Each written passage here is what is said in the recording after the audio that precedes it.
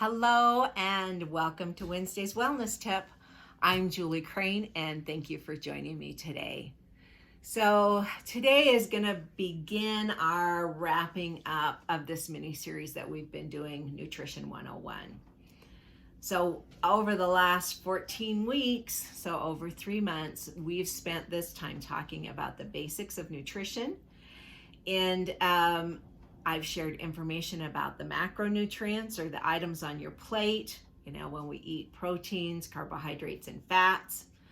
I've talked about the most important choice that you can make to reach optimal health is to eat a healthy diet with a high percentage of raw fruits and vegetables and protein and fats in moderation. I've shared about micronutrients, and again, these are the vitamins and the minerals that are essential. Essential meaning that your body cannot manufacture them, but you have to get them in through your food intake. So, and the difficulty that we have really in completing that nowadays because of the processing of the foods and the overuse of the farm grounds. So the foods that we are eating today are not containing as many nutrients as they used to in the past. And so the need for supplementation is becoming more and more obvious as we see more and more disease. So supplementation, when you choose supplementation, you want to look for a whole food vitamin and for chelated minerals. So again, whole food vitamins instead of synthetics. So those are basically the two choices that you have. And unfortunately, most of what you're going to find as you go out into the grocery stores or even into your vitamin stores is a synthetic form of the vitamin. And the challenges that causes is the body's not able to use it like it would a whole food vitamin. And it can actually create harm in your body. So you want to avoid the synthetic vitamins and look for whole food vitamins. The second thing is the chelated minerals. So again, chelated means that it's been attached to an amino acid, which means then you're going to be able to break it down and the body will be able to use it. If you choose a mineral that is not chelated, the body's not going to be able to use it. So you're just going to be producing expensive urine. And again, some of these minerals and vitamins actually will pull from the rest of the body in order to try to figure out what to do with it. And this will create deficits. Just had my little puppy join us. So I wondered what was happening with the door behind me. Anyway, the other thing that we've talked about that I want to bring up again is the importance of digestive enzymes and how the use of a digestive enzyme supplement can rid the body of issues like bloating, gas, heartburn, stomach upset, indigestion, fatigue after eating. So often if we're past the age of 35, more than likely our own enzyme tank has become low and depleted, and we'll start to experience these kind of problems. And so supplementing with a whole food digestive enzyme can assist with those. It can also help if you've already moved past these kinds of symptoms and are now currently dealing with something like an autoimmune disease, arthritis, or diabetes, because these oftentimes come about because of the undigested proteins. So, digestive enzymes. Make sure that you get a really good one. So through Nutrition 101, I've been sharing with you about the problems of the typical American diet. And it's one thing to be educated on what the problems are, but it's yet another to have the tools and stuff in order to be able to do something about it. So that's kind of what I want to start going into today, is understanding the tools that can help you make the right choices.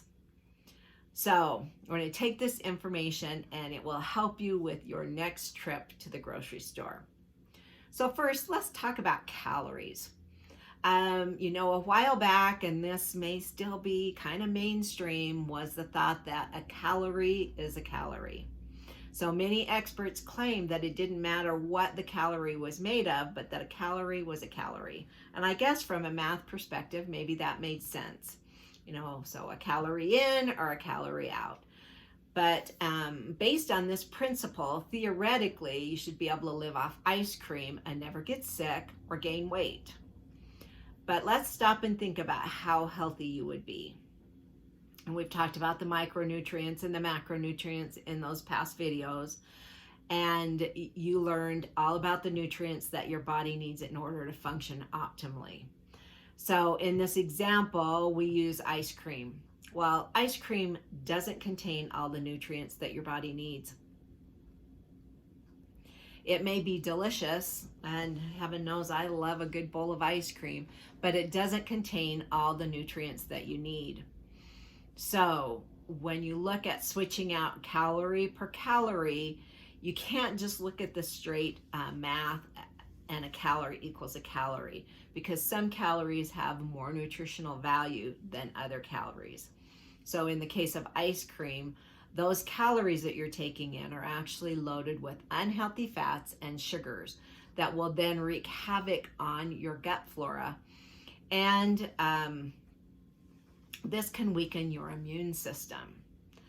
And then your body's going to become floppy and flabby because you're not eating enough protein on a daily basis to maintain your muscle. And then with this large amount of fats and calories, you're going to start storing up excess as body fat. And I know it's not realistic for us to really think about just living off ice cream, but so many of us maintain this same kind of thought process that there's this dietary equivalent of like an ice creamitarian. So we just don't really stop and realize it, that these foods that we are choosing actually don't have very much nutritional content in them. And too often we actually rely upon the food industry for our nutrition. But it's important for us to remember that the food industry kind of treats humanity like expendable livestock. They tempt us with these tasty treats that provide absolutely no nutrition in return.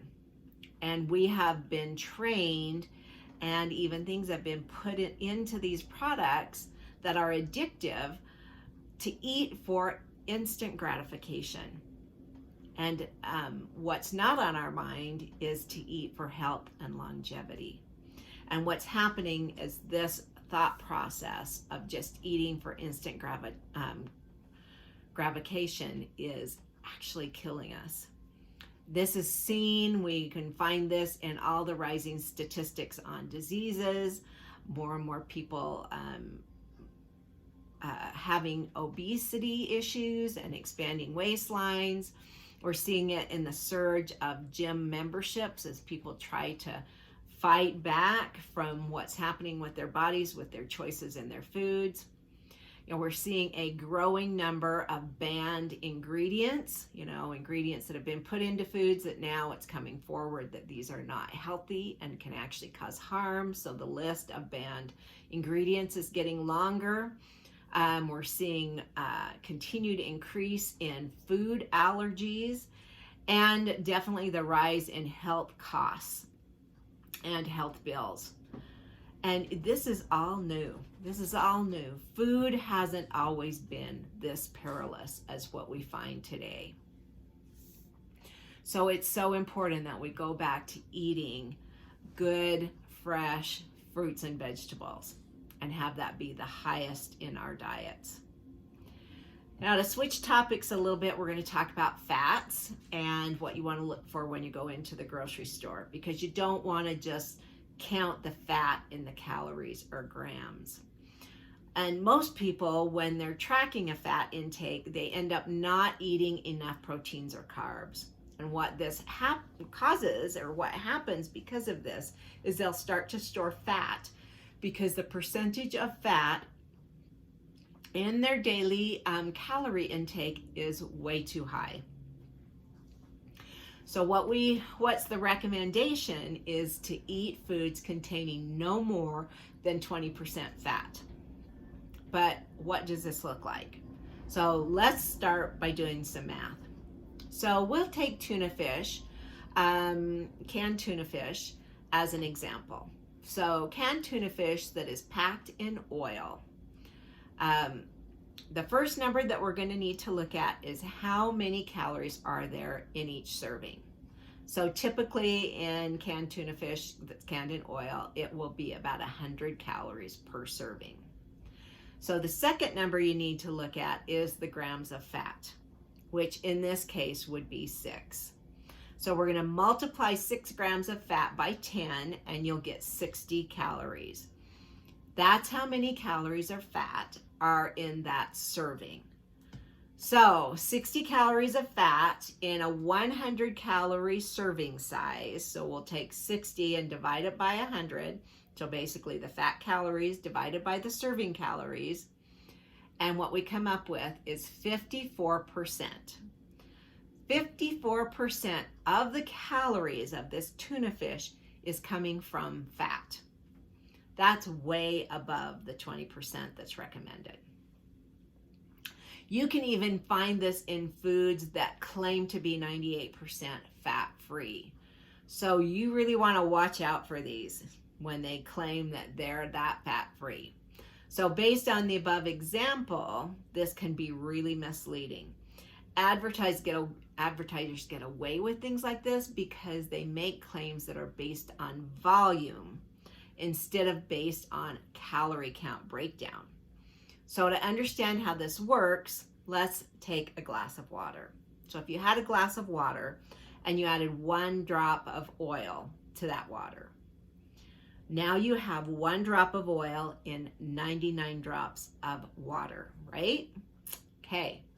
So in this case, you could say as an advertiser that the water was 99% fat-free because you're going by volume. The 1 drop out of the 100 drops makes it 99% fat-free by volume.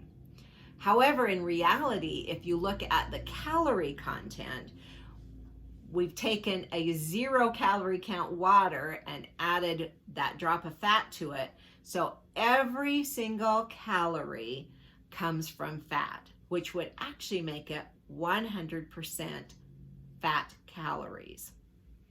So that's what they do with other products, is they do it by volume, and so it actually kind of blindfolds you to what the calorie content really is, according to fat. So if we go back to the tuna fish example, but this time we're going to pick a can of tuna fish that's packed in water. So this will actually drop it to 1 gram of fat per serving. Therefore, that's 10 calories. So if we take the 10 calories and we divide it by the 110 serving calories, this will equal 9% fat content. So that's well within the safe zone of 20%. Now, over the last couple of years, there's been a new labeling law that states that when they create a food, they produce a food, that they have to list how many calories from fat are in that food right next to the total calories per serving. So this is where it becomes really important to start watching your labels. Not only can you see things that maybe you don't want to eat because their content's in that food, but it can also tell you how much fat there is actually in per serving. So this, using this label, this actually makes it far easier and faster to determine the fat percentage, which is what you're looking at, fat percentage per serving, to make that determination of how high fat a food that is. So next, let's shift the topic over to fresh produce if we're going to be going in to purchase fresh produce. You know, studies have shown that as Americans, we consume less than 1/5 of the daily requirements of fresh fruits and vegetables. According to clinical studies performed by Dr. Joel Robbins, who's an MD, most Americans can go up to 10 days without consuming 1 fresh fruit or vegetable. So really the best thing you can do to get on the road to optimal health is to load up on food from the fresh produce section. One of the most nutrient-dense foods on the planet is the orange potato. So you might hear it called the sweet potato or the yam. And if you've never tried it, I invite you to slice it up like an apple and eat it raw. You might be surprised how good it tastes. But the best option, again, is to buy fruit and vegetables that still needs to be peeled and chopped, rather than the prepackaged, pre-chopped, canned, or processed foods. Keep in mind, the fresher the better, and the less done to it before you eat it, the better. Even fruit that has been chopped up and dipped in water is in a fight between staying fresh and beginning the breakdown process. So if you really want to see how fast the nutrients and the enzymes can break down in fruit or vegetables, just slice up an apple or peel a banana. And within minutes, you will see that they start to turn brown, which is an indicator that the food is starting to break down. So keep in mind that the healthiest, most energetic people in the world eat 10 servings or more of fruits and vegetables each day. So that's a goal to reach for. 10 or more servings of fruits and vegetables each day. Now next week we're going to take a little bit more time with grocery store tips for choosing things like breads, meats, and other snacks.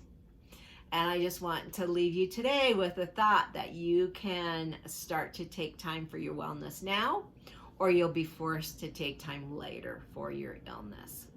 So I hope you have a wonderful day and see you next week.